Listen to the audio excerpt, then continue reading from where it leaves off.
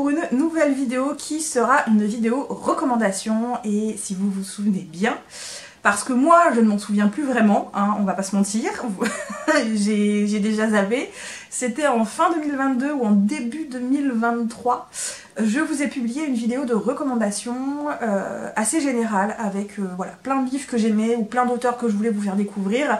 Et je vous ai aussi dit que je n'aurais jamais assez d'une vidéo pour tout vous recommander. Hein, voilà, déjà que la première vidéo était assez dense, je me suis dit ça va être compliqué, et je vous ai précisé que j'en ferai notamment deux autres qui seront consacrées au graphique pour l'une et consacrées à la romance pour l'autre. Et du coup aujourd'hui évidemment on se retrouve pour la seconde vidéo qui sera pour le coup consacrée à la romance. Et quand je parle de romance, pour le coup je parle de romance pure et dure. La romance est, on va dire, le fil conducteur du roman. C'est ça, voilà, on parle de romance, hein, pas de juste romantécie ou d'intrigue où il y a une romance en secondaire. Non, là c'est de la romance. Il y a beaucoup moins de livres que dans la première vidéo parce qu'au niveau romance je suis un peu plus compliquée, je suis un peu plus difficile. Au niveau romance, j'ai besoin d'avoir des émotions souvent, c'est ce qui me fait envie dans la romance, et du coup j'ai des lectures qui me plaisent bien mais qui ne m'ont pas marqué plus que ça, et il y en a d'autres qui, voilà, pour moi c'est des valeurs sûres, c'est vraiment des gros coups de cœur, que ce soit le roman en lui-même ou l'auteur, voilà, l'auteur. Donc là, comme dans la première vidéo je vous ai présenté des romans que j'avais adorés ou des romans pour vraiment vous présenter l'auteur, là ce sera un petit peu pareil. Il y a des romances que j'ai adoré et il y en a d'autres que j'ai adoré, mais c'est surtout pour vous présenter l'auteur qui pour moi, voilà, ce sont des dieux, hein, clairement ce sont des dieux, et que je veux absolument vous faire découvrir pour 2023. Alors si vous les connaissez, tant mieux, si vous les avez découverts, tant mieux, s'ils vous plaisent, tant mieux, mais si vous ne les connaissez pas, eh bien on va essayer de vous les faire découvrir, hein. Clairement on est là pour ça. Bref, cette vidéo comporte quand même beaucoup moins de livres que la première vidéo, je crois qu'il y en a à peu près 6 que je veux vous présenter, qui m'ont beaucoup marqué pour moi en 2023, ou alors qui sont des valeurs sûres au niveau des auteurs. Bref, comme toujours, on arrête de tergiverser et on commence tout de suite. Je commence du coup par ceci. Oui, il s'agit donc de La Maison au milieu de la mer céruléenne de TJ Klune aux éditions de Saxus. Alors, je vous présente ce livre parce que j'avais trop adoré, hein, ma lecture de ce roman qui nous conte ici un homme qui est très protocolaire, qui est là pour contrôler les orphelinats où il y a des enfants un petit peu particuliers, qui sont des enfants avec de la magie ou des enfants de parents disparus, donc des espèces disparues, et lui il est très protocolaire. Voilà, limite il s'en fout des enfants, tout ce qui l'intéresse c'est le protocole, jusqu'au jour où il va être envoyé dans un orphelinat un petit peu paumé, où les enfants sont encore plus particuliers que ceux qu'il a déjà rencontrés, donc c'est un tout petit orphelinat, et à force de côtoyer donc le directeur de l'orphelinat et ses enfants, cet homme va beaucoup évoluer, beaucoup changer, et c'était hyper doudou. C'était un roman plein de positivité, c'était un roman pour parler de l'acceptation de soi, de l'acceptation des autres, de la peur de la différence, des gens qui sont très particuliers et qui essaient de se faire connaître et apprécier des autres, et qui comprennent pas forcément pourquoi ils ne sont pas appréciés. On a vraiment toutes ces choses-là qui font que ce roman, il est fait pour être découvert par énormément de monde. Mais je voulais également vous parler de l'auteur qui est donc TJ Klune, qui effectivement maintenant a une petite notoriété depuis qu'il est publié chez les éditions de Saxus. Mais ce qu'il faut savoir, c'est que cet auteur est prolifique depuis des années et des années. Moi je le suis vraiment depuis bien avant qu'il soit connu, hein, chez de Saxus. Ça fait des années que je le suivais, j'ai déjà lu plusieurs romans de cet auteur, j'ai commencé d'autres sagas de cet auteur. Tous les romans ne pourront pas plaire parce que il tape un peu partout, cet auteur. Il est plus dans le fantastique, fantasy, tout ça. Mais il y a des romances qui sont moins doudou, il y a des romances qui sont plus sur l'action, il y a des romances qui sont avec beaucoup plus de touches d'humour, qui sont un petit peu plus portées haute, sans être non plus spécifiquement haute. Mais voilà, en tout cas, sachez que cet auteur, il a tapé un petit peu partout au niveau de la romance, que vous ne serez pas forcément obligé d'apprécier tout ce qu'il a fait, mais il y a des romans où vraiment, je pense que vous pourrez trouver votre bonheur. Je pense qu'il vraiment, il peut taper sur un large public si vous préférez. Je vais y arriver.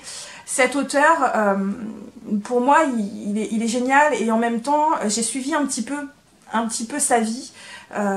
Il a été marié, il est veuf, alors je ne sais pas s'il s'est remarié depuis. Son mari qui est décédé, c'est pareil, j'avais lu certaines de ses romances parce que son mari était auteur aussi. J'aimais un peu moins, c'était moins mon style. Mais voilà, sachez que, je sais pas, moi cet auteur me touche parce que il a quand même eu des choses douloureuses dans sa vie, et il est tellement positif, et ça se sent tellement dans ses romances que voilà. Bref, c'est un auteur que je vous conseille très fortement, et si vous voulez commencer doucement, quelque chose de doudou, franchement je vous conseille celui-ci parce qu'il était génial, sachant que je peux pas vous conseiller sa dernière sortie qui est donc Sous la porte qui chuchote, puisque je l'ai pas encore lu, mais je pense que ça va être un peu du même acabit que celui-ci, donc voilà, moi je vous le conseille fortement parce qu'il en vaut vraiment, vraiment, vraiment la peine. Je voudrais également vous conseiller surtout l'autrice Lily Haim, donc qui est une autrice de romance française, et je vous recommande notamment, pour moi en tout cas, ces deux-là, parce que d'une je les ai lus évidemment, et ce sont ceux qui m'ont le plus marqué pour l'instant. Donc En Miroir, qui avait été publié chez les éditions Bookmark, qui est encore publié chez les éditions Bookmark, à savoir que moi j'ai la toute première édition chez eux, hein, donc voilà, j'ai la toute première version, donc voilà, c'est plus du tout la même illustration sur la couverture, et l'une de mes dernières lectures qui est donc Aussi loin que l'horizon, et qui, celui-ci, je l'ai pris en hardback, mais vous pouvez le prendre en brochet, et celui-ci, il est auto-publié. Donc c'est une autrice notamment de romances homosexuelles, donc MM. Elle a aussi fait des romances MF, je crois qu'elle en a fait 2 ou 3, mais je vous recommande ces deux-là parce que moi, ils m'ont vraiment transporté, ce sont ceux qui m'ont le plus transporté de cette autrice. Donc ici, on va suivre un jeune homme qui essaie de se reconstruire suite à des choses qui se sont passées vis-à-vis de son frère. On découvre que son frère est un assassin en série, voilà, c'est un tueur en série, et qu'il est condamné à mort puisqu'il a été découvert. Et donc pour ce petit frère, son univers s'effondre, il est jugé lui aussi, voilà, c'est compliqué pour lui, et il va donc devoir se reconstruire. Ça va être très difficile pour lui. Évidemment, il y a plein de choses qui se passent autour. Je vous m'arrête là pour le résumer. Vous n'avez pas besoin d'en savoir plus. Le livre est assez épais. Il fait quand même ouais, 500 pages, 550 pages. Donc voilà, il y a de quoi faire. Ce livre m'avait transporté. Ça avait été beau. Le personnage principal, donc Indiana, quand on le rencontre, il a 17 ans. Donc on va le suivre quand même sur quelques années. Je crois que sur la fin, il a 25 ans à peu près. Et déjà on va le suivre donc sur plusieurs années, on va suivre sa reconstruction, on va suivre sa nouvelle descente aux enfers, on va suivre toutes ses émotions, et l'autrice elle nous transporte, elle a une plume absolument magnifique, hyper poétique, qui fait que vous êtes vraiment dans l'émotion quand vous la lisez. Celui-ci, voilà, c'est l'un de ceux qui m'a le plus marqué au niveau roman. Et ici également, parce qu'ici on va parler de disparition d'enfants, de cette famille qui se retrouve complètement désemparée, qui n'arrive pas à retrouver leur enfant disparu. Et donc notamment ici on va rencontrer, j'ai déjà oublié son nom, Alaska je crois qu'il s'appelle, je dis des conneries, ça se trouve c'est même pas Alaska, je ne sais plus, Max, voilà, enfin, en tout cas il s'appelle, à un moment dans l'histoire il s'appelle Max, c'est pas son vrai nom.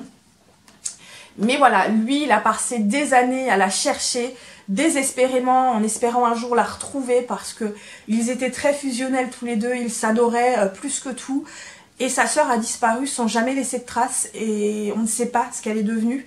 Et on va donc suivre ce jeune homme qui, après des années de recherche, va devoir essayer de se reconstruire voilà, sans sa sœur, en sachant qu'il ne la retrouvera peut-être jamais, et il va donc tomber sur un groupe d'alpinistes qui vont lui permettre de réapprendre à vivre et de réapprendre à aimer. Et évidemment on parle d'alpinisme, on parle de haute montagne, on parle de danger, et on parle en même temps de liberté. Voilà, c'est une espèce de liberté, et encore une fois l'autrice me transporte, mais voilà. Sachez que pour moi Lily Haim c'est une autrice valeur sûre, qui me transporte sans cesse dans de nouvelles émotions, dans voilà, elle a des thèmes qu'elle aborde qui sont vraiment très beaux, qui sont touchants, qui sont pas toujours évidents, mais qui pour moi sont absolument parfaites. Et voilà, pour moi ces deux-là, pour l'instant, donc Aussi loin que l'horizon et En miroir sont vraiment les deux romans qui m'ont le plus marqué de cette autrice. Après, j'ai pas tout lu d'elle encore, hein, parce qu'elle a quand même été assez prolifique ces dernières années. J'ai plein de romans à rattraper, j'en ai déjà pas mal dans ma pile à lire, à voir par la suite, mais je vous conseille très fortement de la découvrir parce que franchement ces romans en vaut vraiment la peine, ils en valent vraiment la peine, pardon, je ne sais plus parler français, j'en suis désolée. Bref, tout en émotion, valeur sûre, Lily Haim et pas mal de ses romans, pour moi c'est En miroir et Aussi loin que l'horizon. Foncez. Pour le coup, c'est surtout le roman que je veux vous présenter. C'est une autrice qui est pareille, enfin, ce sont deux autrices apparemment, qui sont assez prolifiques. J'ai pas tout lu d'elles non plus, j'en ai lu 2 ou 3 de leurs romans, mais celui qui m'a le plus marqué pour l'instant et qui m'a le plus plu, c'est celui-ci. Il s'agit donc de Josh plus Hazel, ou Comment ne pas tomber amoureux, aux éditions Hugo Roman. Donc il est sorti en format poche depuis, hein, moi je l'avais acheté en grand format et j'avais tellement aimé cette lecture, mais tellement aimé cette lecture, à savoir que c'est hyper feel good, c'est plein d'humour. On va suivre ici Hazel qui est une jeune femme hyper excentrique dans le sens où elle s'habille un peu de façon loufoque. C'est quelqu'un de très maladroit, c'est quelqu'un de très franc, c'est quelqu'un voilà, qui n'a pas sa langue dans sa poche, elle sait pas se taire, elle n'arrive pas à être discrète, voilà, elle est tout ça. Et elle va rencontrer Josh qui est absolument tout son contraire, qui est un homme très posé, très carré, limite un peu maniaque, qui n'est pas du tout extravagant, qui n'arrive pas à se faire à Hazel, et franchement leur relation elle est toute en évolution.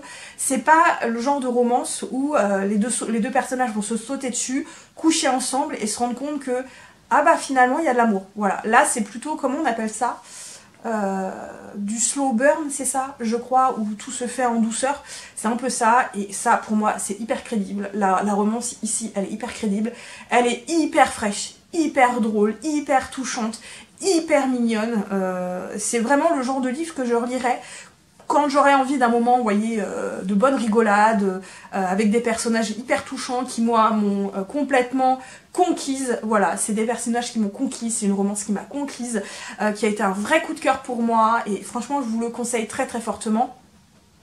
J'avais lu également de ces autrices-là, L'Antilune de miel, qui est ressorti également en format poche et en format collector en poche. Donc si vous voulez y aller, allez-y, donc en hardback et tout, avec un jaspage. Moi, il m'avait beaucoup moins plu. D'ailleurs, je ne l'ai pas gardé. Pour tout vous avouer, j'ai pas gardé le roman parce qu'il m'avait beaucoup moins plu que celui-ci. J'en entendais peut-être beaucoup trop et celui-ci avait été tellement un énormissime coup de cœur que bah, l'autre, voilà, j'en attendais tout autant et moi, ça m'a pas convaincue. Mais sachez que celui-ci, une pépite, une vraie pépite. Je vous le conseille très très fortement. On continue par une autrice valeur sûre que je suppose beaucoup d'entre vous doivent connaître. Il s'agit de Lily Haim. Alors, celui que je vous présente, c'est La force de renaître, que je n'ai pas lu. Je vous présente un livre que je n'ai pas lu, mais c'est pas grave. Moi là, je vous montre un livre juste pour vous présenter un livre, parce que là, c'est vraiment l'autrice que je veux vous présenter. Parce que j'ai quand même déjà lu beaucoup de choses de cette autrice qui, pour moi, est une valeur sûre absolue. Donc c'est une autrice de romance MF. Et c'est pareil, elle est un peu comme Lily Haim pour moi. Elle arrive à vous donner tellement d'émotions, à vous offrir toutes ces émotions. C'est pareil, elle touche des thèmes vraiment qui sont pas toujours évidents. Je sais qu'il y a un de ces romans que j'ai pas lu, qui me fait très envie, mais que j'ai pas encore lu, qui va parler de fausses couches, de deuil, de différence d'âge. Je sais que l'un de ces romans que j'ai lu dernièrement, on parle de deuil d'enfant, on parle de deuil de famille dans une de ces romances que j'ai déjà lues. Voilà, on parle de plein de choses différentes, il y a beaucoup de thèmes qui sont abordés et c'est toujours tellement bien fait, c'est toujours tellement... voilà, elle vous transporte aussi, cette autrice, elle arrive à vous transporter, elle arrive à vous emmener plein d'émotions et c'est tellement beau, c'est tellement bien fait, c'est tellement crédible. Voilà, moi c'est vraiment une autrice que j'aime d'amour. Voilà, elle me transporte, c'est comme Lily Haim, elle me transporte, c'est comme T.J. Klune qui me transporte d'une façon un petit peu différente. Mais voilà, pour moi c'est encore une fois une valeur sûre. Lily Haim, foncez. Il y a beaucoup de ces romans qui sont sortis en format poche, donc à bas prix, et je suis sûre que vous pourrez en trouver d'occasion. Donc si vous ne la connaissez pas encore, je vous la conseille très fortement en romance, elle est parfaite. Et je termine par un coup de cœur 2022, qui est une duologie pour le coup, que je dois absolument vous représenter. Je sais plus si je l'ai présenté dans la première vidéo en fait, je dois vous avouer. Mais là la romance est très prégnante, donc voilà, je vous le présente. Il s'agit de la duologie de l'autre côté des ombres, donc Halloween singulier World, et c'était trop bien, on est dans un univers ici plus fantastique avec des créatures de légende, du folklore, des feux follets, le croque-mitaine, on a tout ce genre là, on a un univers où ces créatures existent, tout le monde le sait, et c'est pour ça qu'il y a évidemment des exorcistes qui sont là pour protéger la population quand il y a besoin. Et on va suivre donc Halloween singulier Howard qui va reprendre la boutique de sa tante qui est décédée et qui va en fait devenir exorciste dans un petit patelin un peu paumé, lui qui partait en vadrouille tout le temps, et il va rencontrer un certain Frédéric Sandrevent qui est malheureusement maudit et qui ne peut pas trop s'éloigner en fait de son manoir. Et va se nouer entre les deux une relation absolument magnifique. J'ai adoré l'univers déjà, rien que ça, l'univers se mêle très bien à l'ambiance un peu grise, un peu brumeuse, que j'ai trouvé vraiment bien faite. J'ai adoré les deux personnages, j'ai adoré la romance qui va se développer entre eux, parce que la romance va mettre un certain temps à se développer. Et ce que j'ai surtout aimé, c'est que cette duologie, on va avoir chaque tome avec comme narrateur principal l'un des deux personnages du couple, et j'ai trouvé ça tellement bien fait. À la fin du premier tome, tout se termine pas si bien que ça entre eux, et on va redémarrer dans le second tome avec donc Frédéric Sandrevent qui voilà, essaie de se reconstruire, essaie vraiment d'aller de l'avant avec tout ce qui s'est passé dans le tome 1, j'ai peur de trop vous en dire, et la relation des deux personnages est tellement bien développée dans ces deux tomes, d'avoir les deux points de vue, c'était tellement bien fait. Voilà, j'ai adoré la relation des deux personnages, j'ai adoré la romance qui se développe entre eux. Ils sont tellement touchants, ils sont tellement crédibles. Le fait d'avoir les deux points de vue, le fait que cette romance va pas se faire si facilement que ça. J'ai trouvé ça tellement bien, j'ai trouvé ça tellement beau, j'ai adoré les deux personnages. Et c'est clairement une duologie que je relirai d'ici quelques années, parce que replonger dans cet univers, replonger avec ces deux personnages qui moi m'ont tellement... voilà, j'adhère totalement à ces personnages, je les aime, ces deux personnages, j'aime trop leur relation, j'aimerais trop les prendre dans mes bras et les câliner et leur demander un autographe. Voilà, c'est pour vous dire, il faut absolument que vous découvriez cette duologie. Donc c'est de Noémie Hope et c'est aux éditions Bookmark, et oui, c'est encore de la romance MM, mais c'est pas porté sur le hot à fond, il n'y a pas de... voilà, c'est pas spécifiquement là-dessus, mais leur relation est magnifique, leur relation... Voilà, leur relation est trop belle. Il faut que vous lisiez. Si vous n'aimez pas le MM, découvrez avec ça. Si vous aimez le MM mais que vous ne connaissez pas cette duologie, foncez. Et voilà, j'en ai du coup terminé pour cette petite vidéo recommandation. Voilà, pour moi ce sont des romans qu'il faut lire absolument, ou des auteurs qu'il faut absolument découvrir. Voilà, il faut les découvrir. Il faut les découvrir parce que pour moi, ils sont parfaits, c'est des romans parfaits ou des auteurs parfaits. Voilà, vous sentez mon amour pour ces romans ou ces auteurs? Voilà, voilà, je ne lis pas tant de romances que ça, mais quand j'en lis, j'aime être transportée, et en général, voilà, quand je suis transportée, c'est parfait. Bref, j'espère que cette vidéo vous a plu, j'espère que si vous ne connaissiez pas les auteurs, j'ai pu vous les faire découvrir un petit peu à travers mes mots. N'hésitez pas à me dire si vous en avez lu certains, que vous les avez aimés, ou que vous ne les aviez pas aimés, hein. Vous pouvez ne pas avoir aimé, on ne peut pas plaire à tout le monde, on est d'accord. N'hésitez pas à vous abonner si l'envie vous en vient, n'hésitez pas à laisser des petits pouces bleus, ça fait toujours plaisir. N'hésitez pas comme toujours à partager la vidéo, à vous abonner sur mon compte Instagram. Et puis moi, comme toujours du coup, je vais vous souhaiter de très très bonnes lectures. À très bientôt pour de nouvelles vidéos. Et comme je vous le dis toujours, surtout, prenez bien soin de vous. Bye bye.